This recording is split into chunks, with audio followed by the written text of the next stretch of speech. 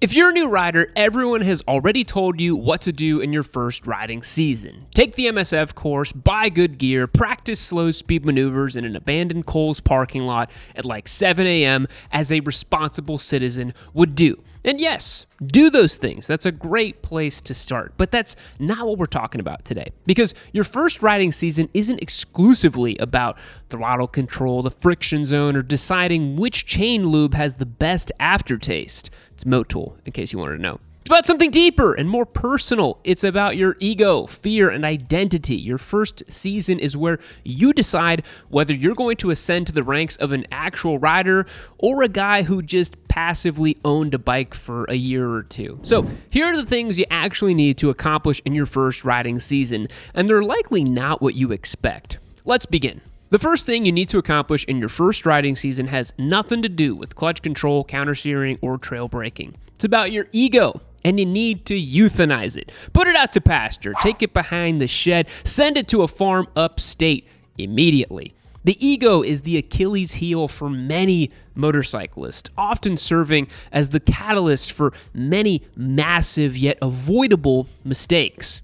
The most dangerous thing about being a beginner rider isn't that you lack skill. Of course you lack skill. You're a beginner. It's that you don't understand the depth of what you don't know. And the gap between confidence and skill is where people start losing limbs or licenses or both.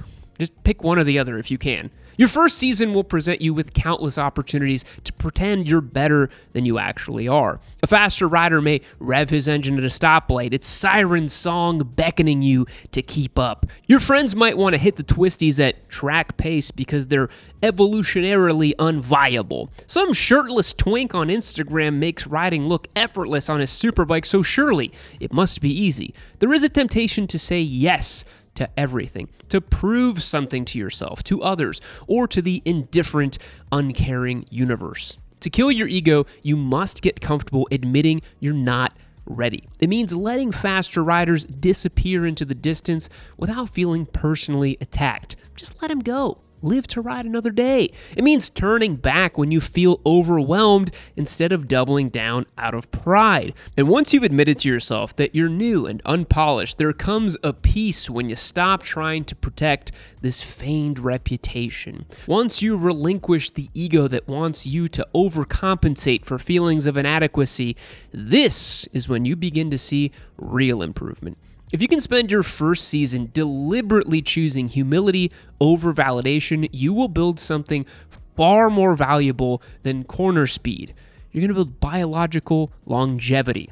And, hey, you may pick up some beautiful personal skills as well. The second thing you need to learn in your first riding season is how to ride alone. Not just on occasion when your friends are busy with chores or homework, but often with intention. Group rides are fascinating when you're a new rider. There's a sense of belonging, the feeling that these other guys got your back. Not to mention the Kodak confidence that comes with 7 dudes all running action cameras on their helmets, but it presents many potential pitfalls as well.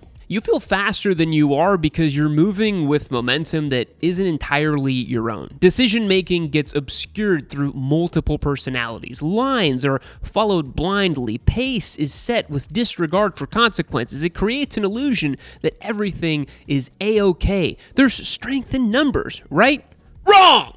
Riding in a group, especially early in your career, allows you to hide. Your uncertainty is obfuscated by 4-600 screaming at redline, and all you have to do is step in line, follow suit, and mimic others to survive. But riding alone removes that facade. When you ride solo, every decision is yours to make. The route, the pace, the entry speed are all defined by your perspective and ability. While that may seem intimidating at first, that's how confidence is built. Your first season should include long stretches where it's just you and the road, to be alone with your own insecurities, to confront challenges head first without a bunch of loudmouths blabbering in your cardo, just honest riding. Present, unstifled by the burden of companionship, building confidence from a place within yourself, not just borrowing it from other riders in the group.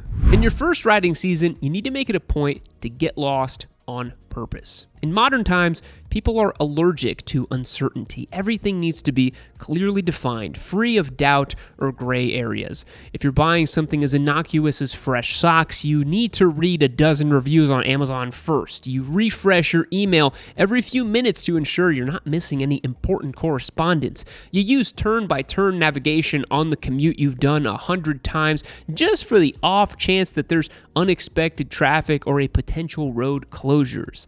These are the symptoms of anxiety, and this attitude invades the minds of new motorcyclists as well. You've got your phone mounted up with navigation, a route deliberately planned to check all the boxes. You check the weather 6 different times before heading off. You've got a queue of podcasts lined up to span the exact duration of your ride. God forbid an episode ends and you are subjected to choice curated by the Spotify algorithm. Nobody wants that. But sooner or later, you got to take the training wheels off. Forget the plan. Just choose a cardinal direction and head off, unsure of where you will end up and what you will encounter on the way. Make sure you got fuel in the gas tank, and otherwise, leave the plans at home. Getting lost forces you to adapt and problem solve, to navigate new road conditions and traffic patterns, to rely on your training and develop new survival instincts. There's something transformative about being alone, unsure, and continuing to venture on anyways. You'll become sharper, more composed, and more accepting of what you can't control. If even just in your first season, you look around and think, wait a minute, where the f*** am I? You'll be better off for it. The fourth thing you need to do in your first riding season is learn to celebrate your fear. So when you first start riding, everything feels catastrophic. Gravel or clip-ins is a death sentence. Every car at an intersection feels like a loaded weapon. A strange sound or a new feeling you experience on your bike has convinced you that it's going to explode or fall apart in complete disrepair. I can't tell you how many times I've seen the videos and comments on Discord. Does my bike sound okay? Is everything all right? Oh my God, it actually brings a small tear to my eye. They're so beautiful, these young new riders. The new rider's imagination is vivid, sensationalist, and deeply unhelpful. Some fear is healthy. There's no denying that. Riding a motorcycle demands respect, and fear keeps the severity of the situation in perspective.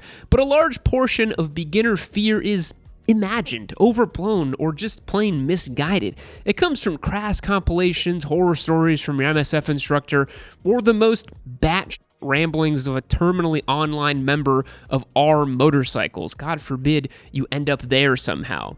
You inherit these anxieties by proxy without ever having proven or disproven them with your own experience. Your first riding season should be about separating rational caution from theatrical paranoia. Don't ignore the risk, but understand it. Learn what actually warrants your attention and what is just abstract folklore. The more exposure you get to new challenges, the more your nervous system recalibrates. You'll discover fears that are legitimate.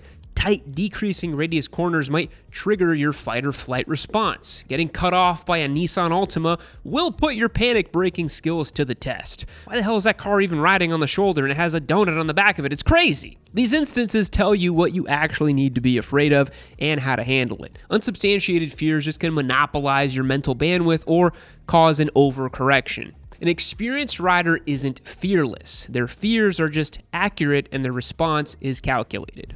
In your first riding season, you will benefit from building a relationship with your motorcycle, not in a cringe, I named her Mikasa after my favorite waifu pillow type of way. This is a side note. People that name their motorcycles like realistic female names, what are you doing? That's just weird. But in a physical, sensory way, that's the real relationship we're talking about here. Because when you're a brand new rider, a motorcycle is nothing more than an appliance or a machine. You don't have the experience to understand all the finer details that make a given bike special or unique. You know, the throttle makes it go and the brakes make it stop, and that's about it. But every bike has a personality. It has certain tendencies or idiosyncrasies. They deliver power in a certain way. They like to be flicked over on the side of the tire in a certain way. The engine brakes with a particular intensity. The front brake might have an aggressive bite or a smooth, progressive feel. The suspension might tend to feel upset or unsettled when cornering at certain speeds. Or maybe it feels planted and compliant on the side of the tire. By paying attention to these traits,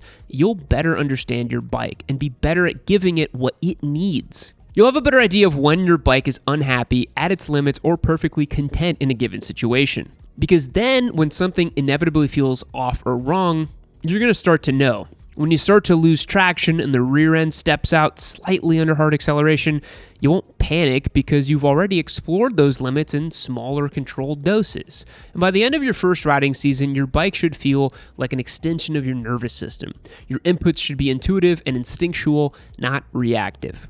Another thing you need to accomplish in your first year of riding is to experience humility, but to survive it. At some point this year, you're probably going to look stupid. Probably more than once. It's unavoidable. You're going to stall at a light while a line of cars forms behind you. You will miss a shift. You will take a corner too wide and correct it a bit awkwardly, but standing the bike upright and land on the brakes. You're almost guaranteed to tip your bike over in a parking lot at 3 miles per hour while a middle-aged Chinese man watches silently from 30 feet away, judging you and all of your life choices. It's not a possibility. It's a fundamental rite of passage. Motorcycling is one of those skills where every mistake is easily publicized. It's not like learning how to play guitar or learning to paint, where your foibles and missteps are hidden behind closed doors, and it's not a big deal if you mess up that note in the song that you're learning. Motorcycling happens in public. Your mistakes are visible to everyone else on the road, sometimes even recorded in 4K if your buddy had his action camera running. God forbid. And in these moments, the meek may feel motivated to retreat, to go home, pull the curtains, crawl under the covers, and not leave until police come to knock on your door because someone called in a wellness check. And you might think, I'm not cut out for this. Maybe everyone else is naturally better at this. Maybe I should just ride less, if at all. And that's your pride trying to protect itself. You can't lose if you don't play the game, right? That's where humility comes into play. Humility allows you to treat those moments of embarrassment as learning experiences.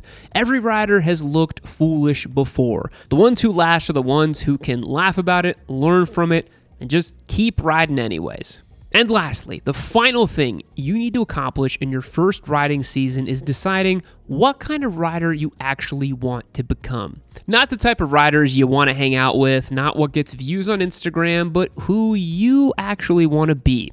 Ideally, in your first riding season, you'll get a taste of a couple different styles of riding and see what it's all about. Maybe you were convinced you were going to be the most epic canyon-carving street squid ever, but you realized you actually love long, relaxing, aimless rides rather than hunting down apexes. Maybe you discovered that going 35 on unkempt gravel roads excites you way more than long stretches of open highway at 186 miles an hour. Pay attention to those little details, and the truth should expose itself. The last thing you want to do is fall back on a stereotype, chasing validation instead of fulfillment. Motorcycling is too special to do it for the clout. By the end of your first season, you should have found some clarity. Not a repertoire of skills you've mastered perfectly, but some clarity as to why it is you like doing this whole thing in the first place. Do you crave adrenaline, value solitude in search of belonging and a sense of community? There's no wrong answer here, but it's a conclusion you will reach on your journey.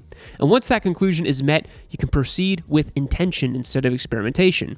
You can say, this is what I want to get out of this whole motorcycling thing, and then focus your attention on achieving it.